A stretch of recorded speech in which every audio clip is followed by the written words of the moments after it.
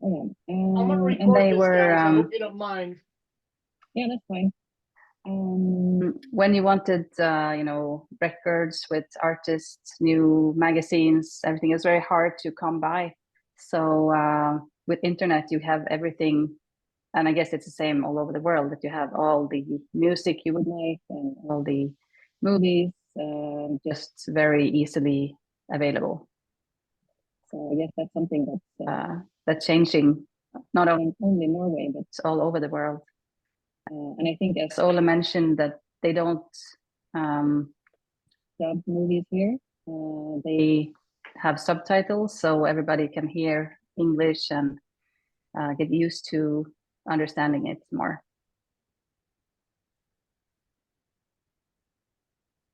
Thank you. Maybe if Ole would like to add something to that, or do you agree?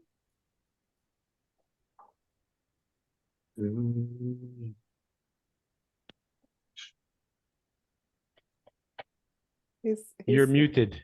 Yeah, he's yeah. What I was trying to say that there's many positive thing about internet, but for example, my kids, they are, like I told you, 16 and 18. They're speaking very good English, but I don't know, they don't read books like we did.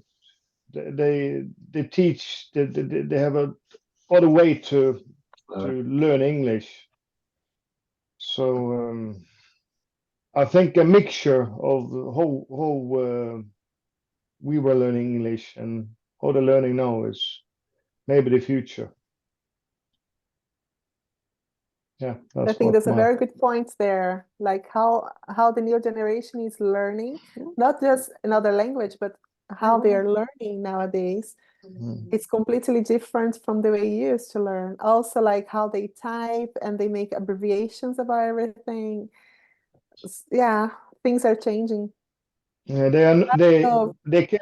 When we were growing up, we were bored, right? We could sit one day and reading a book. We read a whole book from the beginning to the end. My kids, they just read what they want to read, right? Yeah. And then they search the rest of it from TikTok or whatever. So it's a strange generation. That's true, yes. So Walter, do you have another question, maybe? Oh, okay.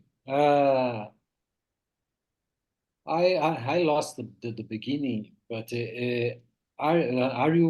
were you born in your countries, or you came to this country from another country?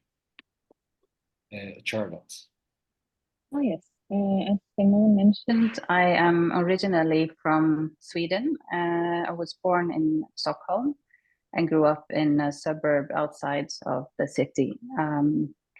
And because of work, I moved to Norway almost 17 years ago now, and to Bodø, which is quite far north. It's just north of the polar circle, if you're familiar with that. So it means that we have midnight sun in the summer, and we have very dark winters. We don't have complete darkness where I live, but it's almost.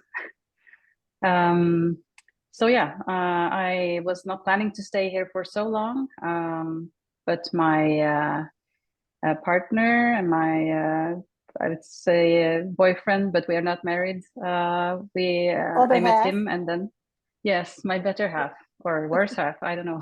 Oh. He stayed here as well. So, and we like it here. It's a different lifestyle. We always, especially we like to travel. We always have to go via Oslo or some other city. There are not many direct flights from here. So it's a bit remote, but we like it. We have a nice work environment, and it's a normal size or like a good size city for me, about 50,000 people, and it's easy to get around. Okay, thank you. So Ole, you can compliment. So just tell him you're born and raised in Norway, and where? My history is not that interesting as Charlotte. I'm born and raised in a street where I live. So. Oh wow, you Norway. traveled the world on the Oslo cruise ship. city. Yeah, I've been traveling around the world, but I'm living in the same street that I was growing up. So. Oh, what's Yeah, your I live city, in. Oli? Yeah, my city is Bergen. It's the second largest city in Norway. It's it's southwest of Norway. I'm gonna Like put I it in the told chat the because last they don't understand your accent. pardon? I'm gonna write down on the chat where you live because they don't understand your accent and they're not that familiar with the country. So that Okay. is where Oli lives, and then Bondo is also written differently, but you can find something about where Charlotte lives. Do I speak too Charlotte, fast? maybe with your keyboard you can write properly, Bondo, with the little Yeah. accent. I don't think they're gonna find that in Brazilian keyboards, but I mean, you see, it's different. The O. How do you pronounce that, Charlotte? Yeah. Yeah. And the city where you live? Buddha. Buda. Yeah. We Buda. Brazilians, we would read Bodo, but they say Yeah. Buda. Buda. Yeah. Okay. Carlos, maybe, do you have a question? Oh, yes, yes. Oh, I am with the Wikipedia here in my computer, and I see something about your country. It is a kingdom, okay? You have a king or a queen? King. A king, a man. Yeah. Okay, okay. And the population, 5 million, about 5 or 6 million. Oh, a small population. Because you see, my state in Brazil, we have 11 million, like Portugal, 11 million population, and Norway just 5.5 million, low population. And you have the Northern Lights, guys, Aurora Boreal. Is it beautiful? Did you see frequently these Northern Lights? I think I see it more frequently than Ola. I mean, it's very strong. You can see it in Bergen, I guess, but it's not very common. What do you say? Oh, yeah, in the north and close to the North Pole. Yeah. Okay, okay. And about the oil production, I guess Norway is very, very specialized in oil production in the ocean. Okay, I guess, is this the reason the GDP per capita is the number 3 in the world? You are very rich, is that correct? I would say it's because of the oil, mainly. It was, I think it was found in the late 60s or 70s. And from then, I think the economics changed a lot. I heard Ole talk about it in the last session that he had. And about the Vikings, there is a series in Brazil now in the Open TV. The Vikings is very violent, okay? I don't know if the Vikings are so violent, but the TV series is violent. Do you think the Vikings were the first in America? They say that one of the Vikings was first. navigating to America. Is it possible? It's possible. I think they found some archaeological evidence about it, but of course, it's there have been a lot of people traveling and living in the northern part of the world that there might have been before them even, but I'm not sure. I think one theory is the Vikings were before Columbus, at least. Okay, thank you. And Oli, what do you think about the Vikings? No, I love the history of the Vikings. So sometimes I think I was a Viking in my past because I was a boxer before and I like to fight. So Oh, there you go. That's what exactly what I wanted to say. Like the Vikings in the region nowadays, no big change. Pretty much the same. Violent, huge guys, and then just go. And then they try to be friendly 2 hours later. Okay, thank you. Oh, Manali has a question. Okay, again, this one's for Charlotte because I got to ask Oli this last time. Tell us about some of your normal everyday foods that you eat. I was looking on online and I was seeing some very interesting descriptions of foods you have there. Codfish, they have I love codfish. food. I love Norwegian food. codfish. In codfish, That first thing I go to a place, I want to know about the different foods because I love food. Yes, understandable. I'm very, I like to go to nice restaurants and eat a lot of different foods when I travel as well. As Carlos mentioned, codfish is very nice here. We get a lot of fresh fish where I live, and also fresh shrimp. We can buy shrimp directly from the boat in the harbor, which is one of my favorites. It's very easy to prepare. You just peel the shrimp and you put some bread and lemon and mayonnaise. But in my everyday life, it's very varied. It's not that much traditional Norwegian food that we eat like every day. I would say the most traditional food you probably eat around the holidays, like Christmas and Easter. With, the big pork belly or the lamb that Ole described in the last session. And also some people, I don't know what kind of strange people they are, but they ate codfish for Christmas. Not my favorite for Christmas, if I'm honest. What about fresh vegetables? Because you're in such a cold climate. I mean, do you have them imported or do they have grow houses? They have some greenhouses to grow local food, but I guess most is imported. I would say the local things that they grow is mostly maybe cabbage, potatoes, carrots, kind of like those sturdy vegetables that can handle the climate better. But they have a lot of I see like tomatoes from Norway, but from southern Norway in the stores. But I think that's from greenhouses mainly.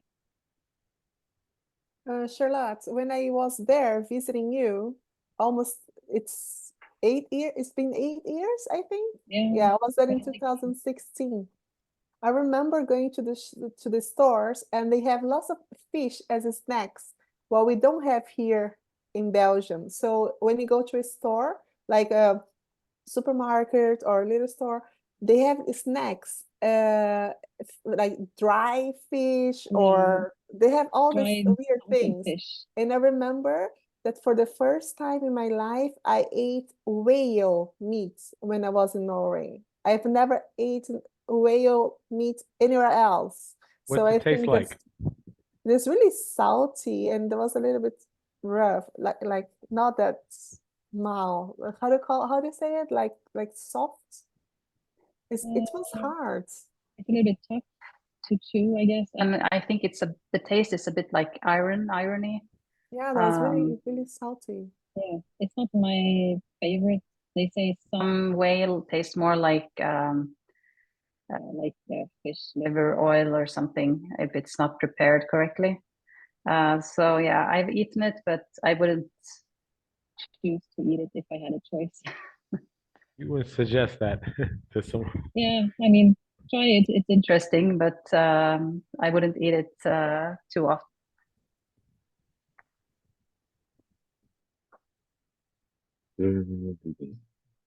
I mean, how about beverages? Do you drink the same as the rest of Europe? I think you also have something different. Like in the summer in Belgium, gin tonic became very popular, like for the past 5 years. Is in Norway the same with the gin tonics, for instance? Or do you have another kind of liquor or beer? Like in Belgium, we have so many different types of beer? Do you have beers as well in Norway?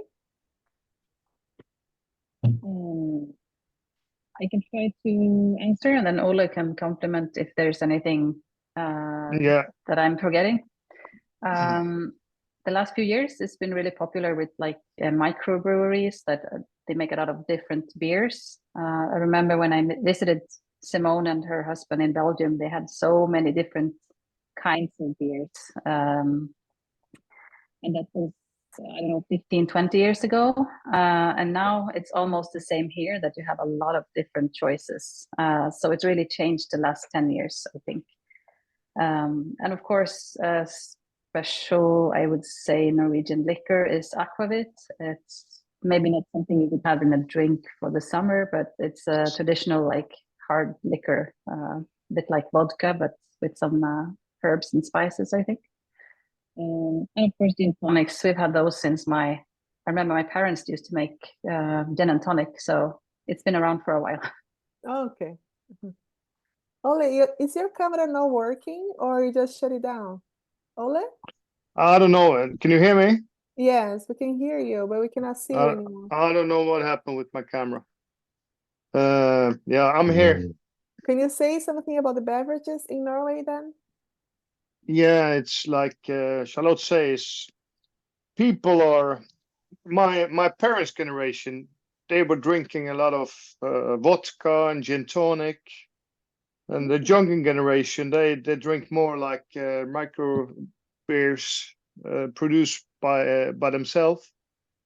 Yeah, so it's Norway is exploring more a different culture of alcohol, but also what I would add with Charlotte, here in Norway, you cannot buy wine directly from the shop. You have to go to special shops to buy wine and liquor or whatever. And the people that works in these shops, they are really educated, so you get very, very good tasted wine from all over the world for a good price. So I will say that my generation, we drink more wine, I would say.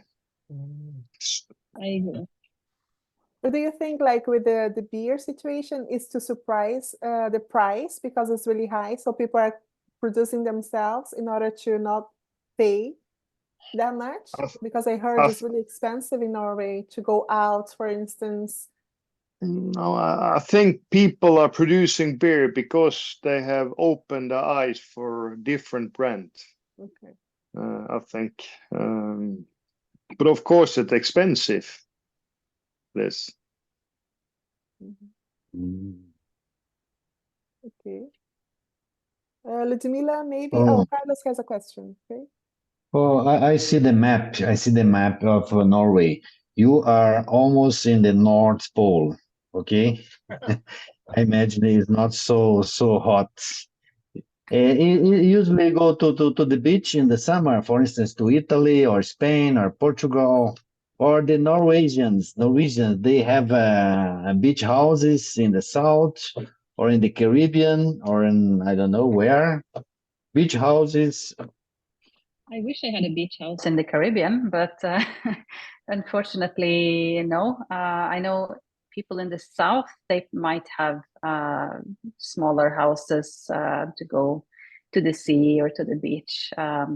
But it's very popular here to go to around the Mediterranean just to make sure that you get some warmth and sun, because the summers here can be okay, but they can also be really, really bad and be cold and rainy. So most people go to somewhere further south in Europe to get some sun. And in the winter, you can come to Brazil because it's summer here, winter there. Okay. That's a good idea, Carlos. Yeah. Also, like in the winter, you guys have lots of winter sports, like snow. When the snow falls, you can go skiing or snowboard. Everything that people do in the winter sports, something that we don't have in Brazil that much, and even in Belgium, we have to go somewhere else for skiing and snowboards because we don't have that much snow here. Okay, okay. I think Oh, told us last week that he every winter he goes skiing with his family, and it's 1 hour away from his house. And Yeah, I right? go almost every weekend for skiing. I have a home caravan, so I'm driving around with. So that's my passion. But is that Mhm. something that most Norwegians do, or is just you particularly? I don't think most Norwegian do, but plenty Norwegian like to ski though. So it depends how far from the mountain you live, but maybe a couple of times in the month, I think it's normal for my friends, but we're all different. You don't go skiing, do you, Charlotte? I do sometimes, but I'm not as often as Ole, because where I live, the climate is very on and off, and I'm not the best skier, so I'm very like picky when it comes to. I want to have like really good snow. If it's only icy, I don't like to go. And this winter has not been great for skiing for me. But I know a lot of people who are very good and probably a bit more brave than me to go in the icy hills. They have been out a lot this winter. We have a lot of not so much like like downhill skiing. They have one hill here that's very steep, in my opinion. And then they have a lot of the cross-country skiing trails, like everywhere. And people go up to mountains and around like the forest. And yeah, it's a lot of trails around where I live. So maybe 15, 20 minutes with the car, and you can have like a whole day in the nature without meeting another person almost. Ole, how about you? How far is that for you? 1 hour? Yeah, the closest is like 40 minutes, but where I normally ski is like 1 hour. No, not bad. Mm. I was searching here about the music, and I just find a video about a string instrument. I don't know exactly the right pronunciation. Längspil. I just put it on the chat, the YouTube video, and it's quite interesting. I would like to know if is it common to see someone playing this type of instrument there in Norway, and if you guys preserve your traditional culture. Do you have like museums, or the globalization is taking over?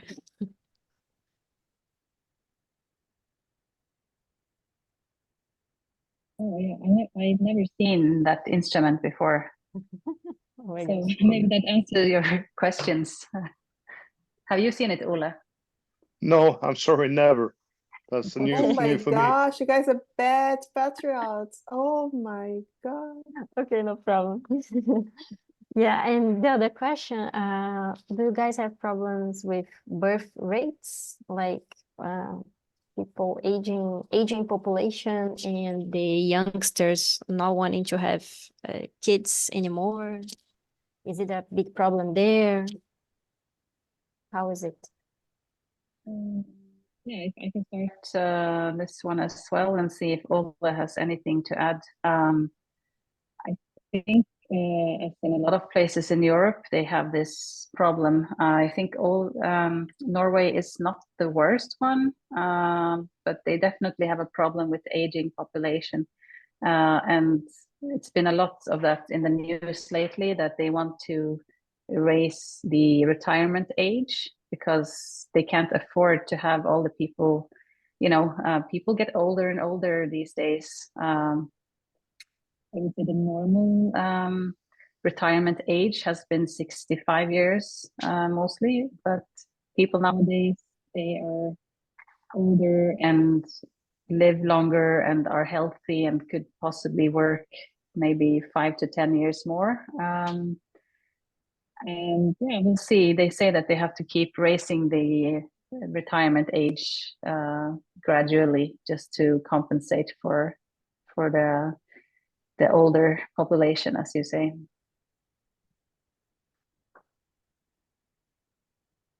Okay.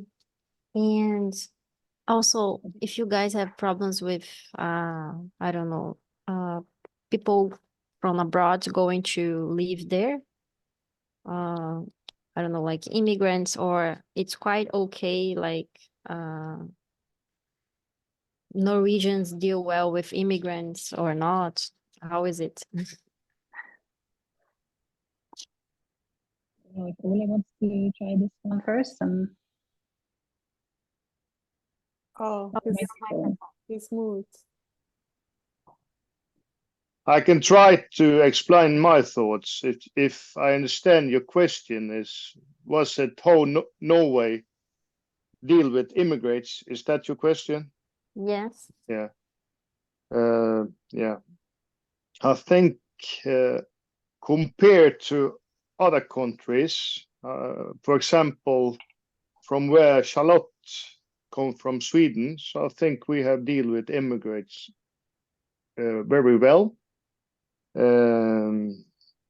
But of course, we can always improve what we're doing. But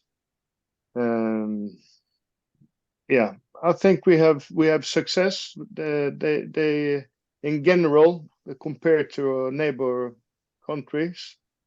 But of course, it's hard. It's hard for them to come to this climate we have. It's cold here. We are different, so it's not easy. But yeah, I'm proud what we have done in Norway. Sorry, Ole, I think it's quite interesting your situation. Okay, that your ex-wife, she was not an immigrant per se. However, you have mixed children. So I think it's going to be nice if you tell us about your children at school. I mean, they're not that typical Norwegian blonde, blue eyes. They're both mixed, and they look also Latin. So please tell us about their experience a little bit at school, or if they ever suffered any kind of discrimination, or ever anything happened to them because of the fact that they're not 100% typical Norwegian, let's say. I think compared to other countries, it's not that much racism here in Norway.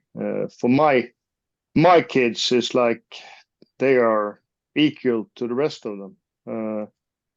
But of course, they know that they are half Colombian, so I think they have a benefit for that. My daughter, she is speaking fluent Spanish from she was, I think, 2. My son, he doesn't speak fluent. He understands Spanish, but they are different. But I think that it made them more open-minded when they went to school, that they had a view around the world that is not only Norway. But in racism they have never experienced anything about that. So that's good in Norway, that we have so many immigrants that they don't look like me, but they are pure Norwegian.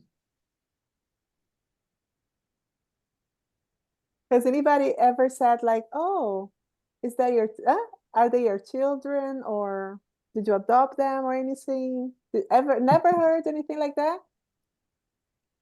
Because no, I don't think so. But they always with me. So from they were like babies. They always been around me. So all my neighbors know them. But maybe if I go with them around, I don't know. I've never had that question before.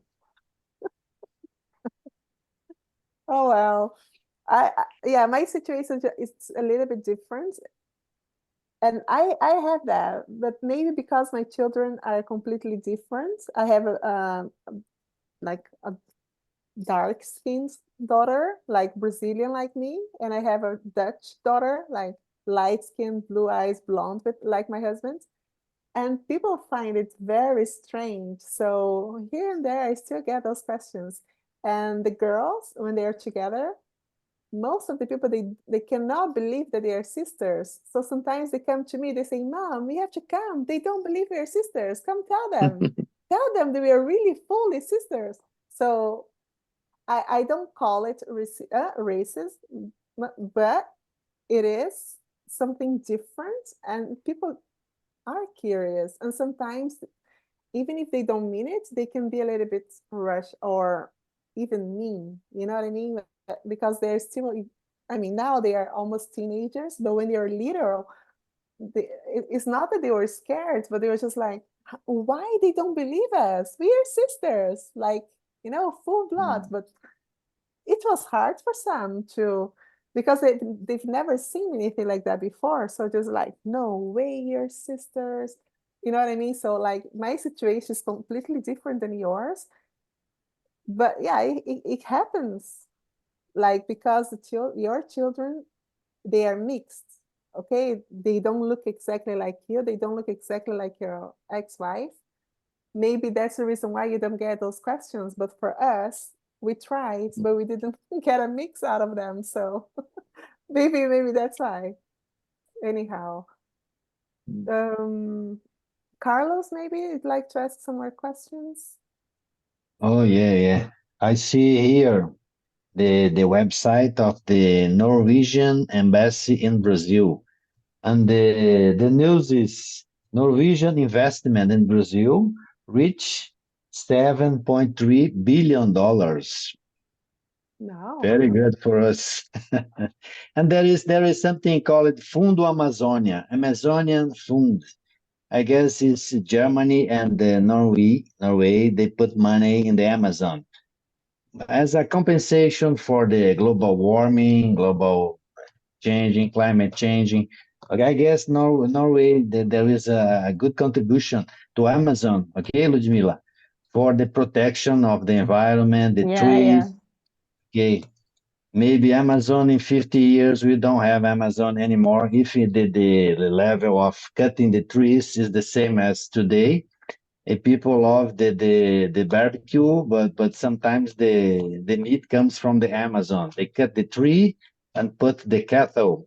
This is a problem for the world. So many, the forests are disappearing, and the climate is changing. Did you see some signals of for instance, the global changing in Norway? I guess yes, because you have the mountain with the ice now, no more ice as before. Yeah, of course we see it, but the problem here in Norway, many local politicians, I think we can change the world here in Norway. So, for example, we are in my city. If we drive like regular car with diesel engine, we have to pay extra taxes for it. They want us to buy electrical cars so we can save the environmental. In the same time, people they are flying from my city to Oslo, and they are flying around the world. So I think we have to take the big chances that we have to export our gas to other countries so they can produce electricity from gas instead of electricity that damage the world. So of course we see the climate changes, but we try to change them here in Norway, and we are only 5.5 million. We cannot change the world. So yeah, that's my opinion about that. Okay, thank you, Oli. I guess this is for everywhere, not only in Norway, not only Brazil or America or Asia. Yeah. It's for the planet. But if the planet have a new approach to the energy, to maybe products, fossil fuels, correct, Bruce? Fossil fuels. Gasoline, diesel, okay, maybe in 50 years, the problem will be worse than today. Carlos, they call the Amazon the lungs of the world. Yeah. That's true. And the oceans too. It's very important to keep the oceans clean. And it's not only the Amazon, but I guess the African forest is huge. That's Okay. because trees absorb carbon. Oh yeah. And the pollution. That's fine. I think For sure. now around the world they have open eyes to reduce all the plastic, right? That's a small. It's not complicated to save the world for plastic. That's something we can do, all of us. But I think also we can resume what we buy. If we all take care of the old stuff we have, then we can resume the consumption about everything. We need to take care of the cars. We need to take care of the houses. We don't need to buy everything new. That's my thoughts. Oh about yeah, sure. that. Okay, I agree.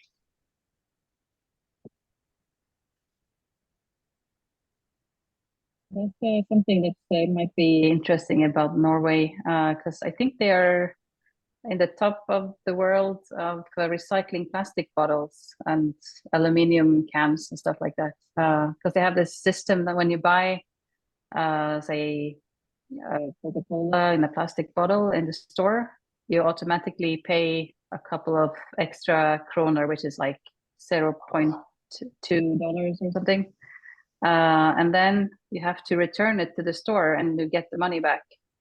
So people, they collect these bottles, and also if you put it in the trash can outside, people who have less money, they can collect these bottles and cans and go to the store and they can collect a lot of money from it.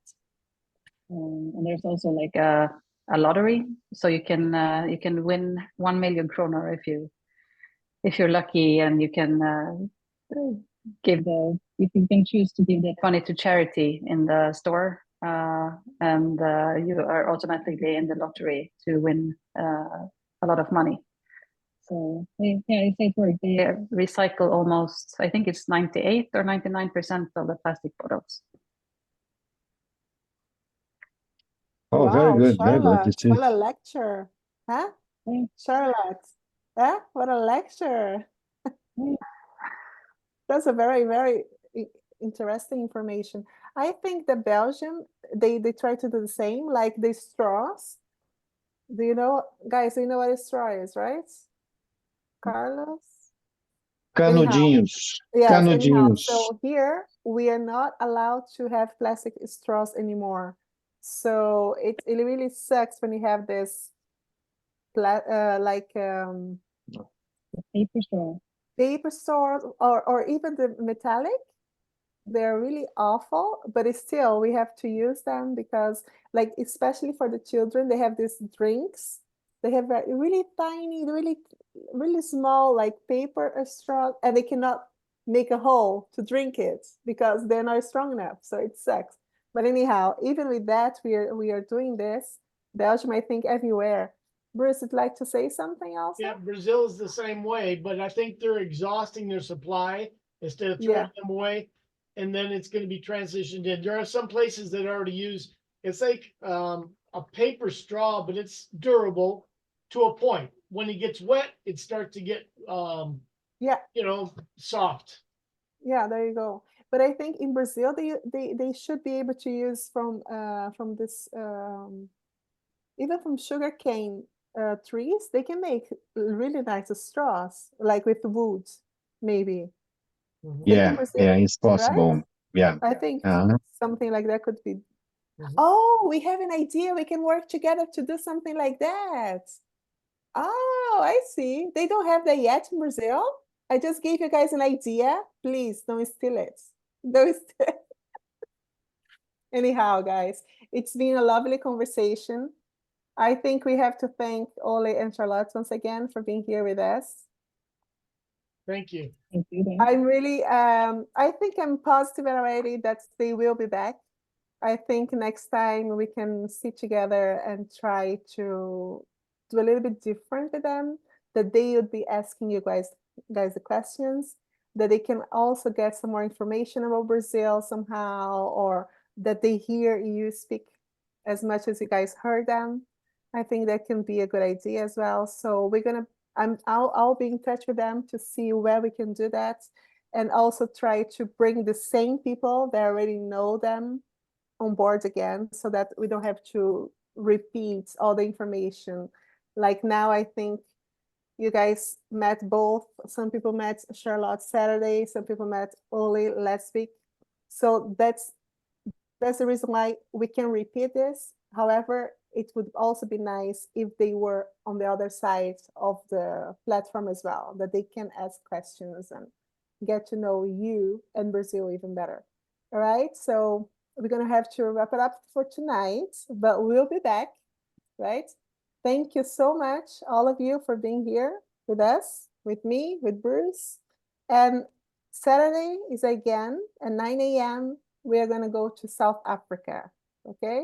So if you have Let's go to time, safari. please join me. Say again? Let's go to the safari and talk to the lions. There you go. We're gonna be traveling around. So I'll see you all Saturday at 9 Did you see a.m. my question No, sorry. or Did my I miss comment? something? I think one thing would be nice to explore the work environment for, you know, the guests that we have, like Charlotte, Ollie. There you And go. understanding some If they laws, are because in available. Brazil, we have 30 days vacation, automatic.